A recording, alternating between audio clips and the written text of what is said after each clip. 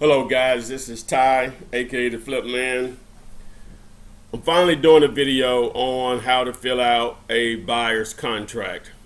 I've done a contract on for sellers, and a lot of people watch that video. I really appreciate all the interest you show in all of my videos in reality. So before I get into this particular video, make sure, if nothing else, you take advantage of my 100 plus videos on YouTube at my channel, Teach Me Flipping. Simply go to YouTube, do a search for Teach Me Flipping, and bam, you can click on any of the links that say Teach Me Flipping. It's all one word. If you don't know how to find a channel on YouTube, just do a search on YouTube, how to find a YouTube channel. If these videos are not enough and you want to fast forward things with a coach, meaning me, then you can go to junkers101.com and sign up for my one-on-one coaching. You get 2 courses on how to wholesale houses and how to wholesale apartments. You can call or text me about the course and coaching, 205-492-3425.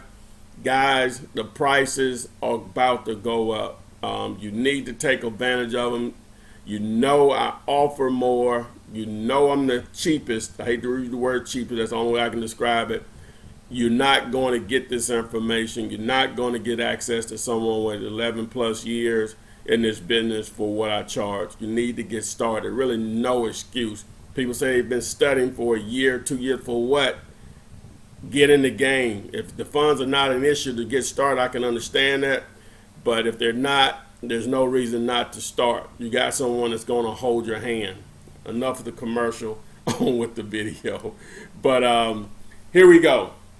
The purchase and sales agreement. This is for your buyer. Now, obviously, you can use an assignment agreement. I don't personally like to use an assignment agreement unless it's requested up front, because I like to negotiate a price instead of an assignment fee. In this deal here, we can go back. I think my original deal was for, on the seller's contract on the other video, I think it was for $43,000. I may be wrong on that, but it may be for $43,000.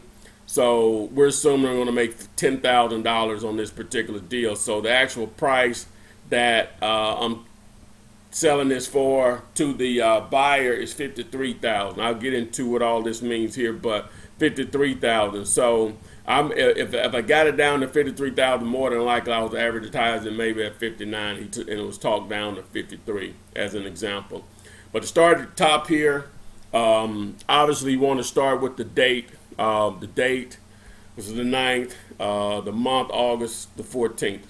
Seller, that's going to be you, the wholesaler. Your social security number is not needed, so you can put NA on there, and that's on the seller's contract and the buyer's contract.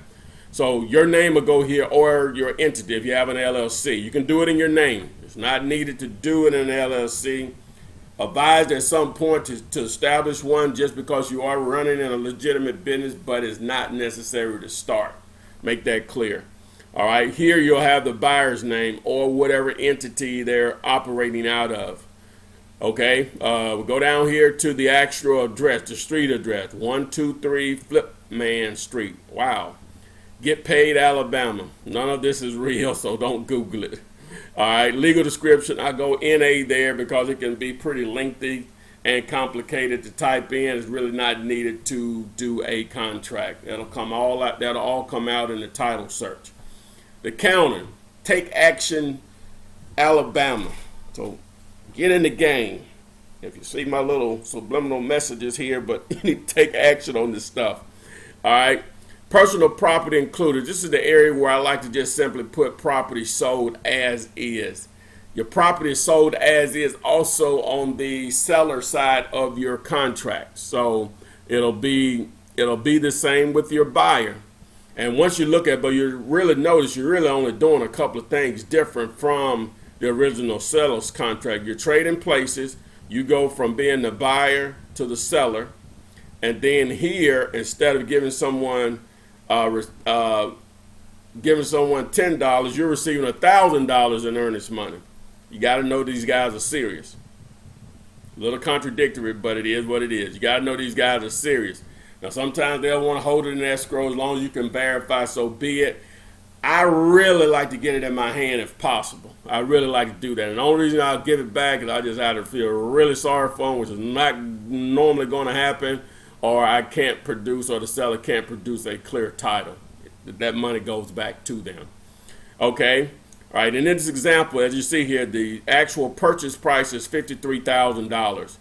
Therefore, when you subtract the $1,000 earnest money that is submitted, that brings it down cash to seller at closing, $52,000.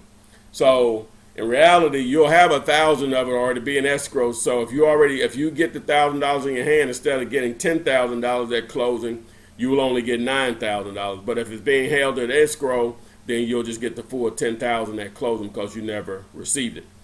Okay, now this area in here is where I generally like to write the information about who's paying closing costs. So here I put buyer will pay all closing costs minus any unpaid taxes, mortgages, or liens. Now sometimes this is not, sometimes the buyer won't pay any closing costs. It'll just depend, but in most cases you are giving them a smoking deal. Therefore they are willing to pay closing costs. But don't let that be a deal breaker if they're not willing to do, if you have money there that can be made. A lot of times it's just about building relationships. If you think this is someone you'll be buying, that will be buying properties from you in the future. You have to make that judgment call on that. Everything is negotiable, people. All right, earnest money is not refundable. That's item number one. You see the balance due seller in the amount of $52,000. So these two amounts should match. The $52,000 there and the $52,000 there should always match. Shall be as paid as follows: check or wire. That'll depend on what title company or closing attorney you're dealing with, and they'll sometimes give you an option on that. And also the seller's input is going to be very important on that also. All right, I'm only going to speak on the things that I feel, and the rest because it's such a simple contract. I omit number 4 because you're buying the property as is, so I omit number 4, and I normally just put it over there 3 times over that paragraph. All right, closing date and transfer of title. So you look at here, you see the 9th, then the 19th. Only getting this guy 10 days, not 10 business days, but 10 days, which is really too long. There's no reason if we get a clear title, it can't close within 10 days. I try to get even less in some cases, especially if I've already ran the title. All right, it says closing due will be held at, I put TBD, to be determined. So that you're somewhat going to leave that up to your buyer in some cases, and sometimes they'll say whoever you want to close with. So that's where you would have to choose someone. But when you're starting out, most of the buyers that you're going to be dealing with are going to be seasoned investors. So this is an opportunity to piggyback off of their closing attorney or title company that's going to close a deal, even if they've never done a wholesale transaction. Trust me, in most cases, not always, just had a student deal fell through because the closing attorney didn't want to do it because he felt it was illegal. Doesn't happen that often, but possible. That's where either the buyer is going to want to deal with someone else, and a lot of times in this situation they were buying the property for a relative, so it's not as like it was an investor. So most investors are not going to let that keep them from making money as long as they feel that is up and up and they just get ownership of the house. That's the only thing that's going to matter to most of these guys, because you are selling them a briefcase full of cash. All right, so that basically covers the contract. This one particular sentence here, most people ask for a get out of jail clause on your contract, which is really not needed, but I added it because a local guy here, when I first got started, he recommended putting that there. So I'm going to read over and give you a brief description. It's really self-explanatory. But before I do, don't forget the 100 plus videos on YouTube, Teach Me Flipping, the one-on-one coaching at Jungle 101. Call or text me about it, 205-492-3425. Okay, item number 10 here. The liability shall be limited to the property itself and shall not extend beyond. The liability That's basically saying it can't go beyond the property itself. So if you don't close on the deal, they just keep your earnest money. You go your way, they go their way. Bam. That's it. So obviously you're going to go down here. You'll sign as the seller and your buyer sign as the buyer. That's it, folks. That's your buyer's contract. Again, don't forget the video that I give away on YouTube. If you still need a coach and mentor and 2 courses, wholesaling houses, wholesaling apartments, junkers101.com. Price is going up. You need to get in today. Today, the day you see this video. It may be too late if you don't get in today. I'm telling you, you need to take advantage of it. I've been told by other people, Tyler, you got to be kidding yourself on what you're charging.